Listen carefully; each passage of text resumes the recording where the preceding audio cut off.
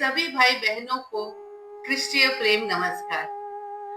प्रभु की उपस्थिति से हमारा जीवन कैसे उत्साहित होता है, आज हम उस विषय पर मनन करेंगे। सारा चैनल के जीवन का सहारा कार्यक्रम में आप सबका स्वागत है। आज का शीर्षक है प्रभु में आनंदित रहो, रिजॉइस इन द लॉर्ड। पवित्र बाइबल की फिलिपियों 4:4 में लिखा गया है, प्रभु में सदा आनंदित रहो। मैं फिर कहता हूँ, आनंदित रहो।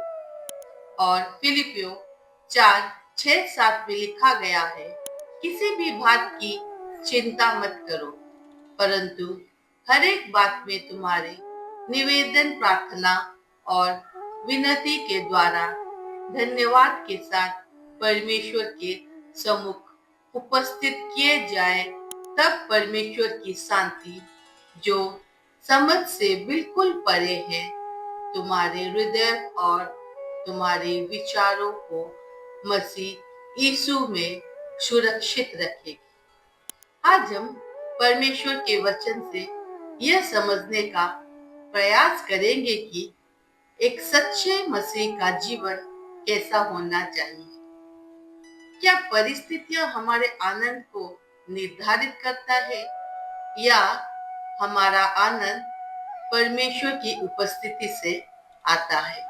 बाइबल हमें स्पष्ट रूप से सिखाती है कि हमारा आनंद किसी परिस्थिति पर नहीं, बल्कि परमेश्वर पर आधारित होना चाहिए। जब हम चारों ओर देखते हैं, ताजी हवा, जीवन देने वाली पानी, बदलते ऋतुएं, प्रेम करने वाले लोग, तो हम समझ में आता है कि परमेश्वर की कृपा हम पर कितनी प्रचुर है। हम सांस ले पा रहे हैं, ये भी अनुग्रह है। हम जीवित हैं, ये भी अनुग्रह है। हम उद्धार पाए हुए हैं, ये तो सबसे बड़ा अनुग्रह है। लेकिन कोई कह सकता है, मेरे जीवन में समस्याएं हैं, कठिनाइयां हैं, आर्थिक संघर्ष है, बीमारी है, मैं कैसे आनंदित रहूं? इसका उत्तर हमें हबक्कुक 3:17-18 में मिलता है। भविष्यवक्ता हबक्कुक एक ऐसे समय से गुजर रहा था जब देश में विनाश, कमी और संकट था। उसने कहा, यद्यपि अंजीर के वृक्ष में कलियां न लगे, दाख लताओं में फल न हो, जैतून का पेड़ धोखा दे, खेत अन्न न उपजाए, भेड़शालाओं में भेड़ न रहे और गौशालाओं में बैल न हो, तो भी मैं यहोवा में आनंदित रहूंगा। मैं अपने उद्धार के परमेश्वर के कारण मगन रहूंगा। यहाँ भविष्यवक्ता परिस्थितियों को नहीं देख रहे हैं, वो अपने उद्धारकर्ता को देख रहा है। यहाँ ध्यान दीजिए, हर आशीष समाप्त हो चुकी है। खेती नहीं, पशु नहीं, भविष्य का कोई आशा दिखाई नहीं देती। फिर भी वो कहता है, तो भी मैं आनंदित रहूंगा। यह आनंदित परिस्थिति का नहीं, विश्वास का परिणाम है। हबक्कुक ने अपनी आंखें खाली खेतों से हटाकर अपने उद्धारकर्ता पर लगा दी। उसने बाहरी कमी के बीच भी भीतर की समृद्धि को पहचाना। यह आनंद का झंडा है। जब जीवन में सब कुछ ठीक हो, तब आनंदित होना आसान है। पर जब अंजीर का वृक्ष सूखा हो और खेत खाली हो, तब भी यदि हम कहें, मैं अपने परमेश्वर में आनंदित रहूंगा, यह उदाहरण हमें सिखाता है कि सच्चा आनंद हालात से नहीं, हमारे जीवित परमेश्वर से आता है। परमेश्वर कभी कभी हमें परीक्षाओं से गुजरने देते हैं, ताकि हमारा विश्वास शुद्ध हो। हम अक्सर आशीषों के आदी हो जाते हैं, जैसे उस राजा की कहानी जिसने जीवन भर स्वादिष्ट भोजन खाया, पर असली स्वाद तब समझा जब उसने भूख को अनुभव किया। उसी प्रकार यदि जीवन में कभी दुख न आए तो हम आनंद का मूल्य नहीं समझ पाएंगे। एक उदास दिन के बाद ही धूप की चमक विशेष लगती है। कठिनाई के बाद मिली शांति और भी मधुर लगती है। सबसे बड़ा कारण जिससे हम आनंदित रह सकते हैं वो है परमेश्वर का प्रेम। यूहन्ना 3:16 हमें बताता है कि परमेश्वर ने जगत से इतना प्रेम किया कि अपना इकलौता पुत्र दे दिया। सोचिए, जिसने अपने पुत्र को भी न छोड़ा वो हमें कैसे छोड़ेगा। जिसने क्रूस पर हमारे लिए प्राण दिए वो हमारी छोटी छोटी जरूरतों का ध्यान क्यों न रखेगा। जब हम क्रूस को देखते हैं तो हमारी शिकायतें छोटी लगने लगती है। हम कहते हैं, प्रभु आपने मेरे लिए सब कुछ किया, मैं क्यों ना आपको धन्यवाद करूं।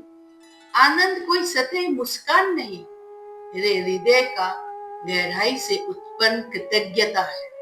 अब प्रश्न यह है कि यदि हम सचमुच आनंदित रहना चाहते हैं तो हमें किस प्रकार का जीवन जीना होगा। कुलुस्सियों 3:1-10 हमें याद दिलाता है कि हमें पुराने स्वभाव को उतारकर नया स्वभाव का धारण करना है। क्रोध, गुस्सा, नफरत, झूठ, इन सब को छोड़ना है, क्योंकि शिकायतों से भरा हृदय आनंद का धारण नहीं कर सकता। जब हम पवित्र जीवन जीते हैं तब सच्चा आनंद हमारी भीतर स्थायी होता है। पाप क्षणिक सुख देता है पर पवित्रता स्थायी शांति देती है। इसीलिए आज से हम प्रार्थना करें कि चाहे परिस्थिति कैसी भी हो, हम आनंदित रहेंगे। जब लोग हमें देखें तो वे कहे, इनके भीतर कुछ अलग है।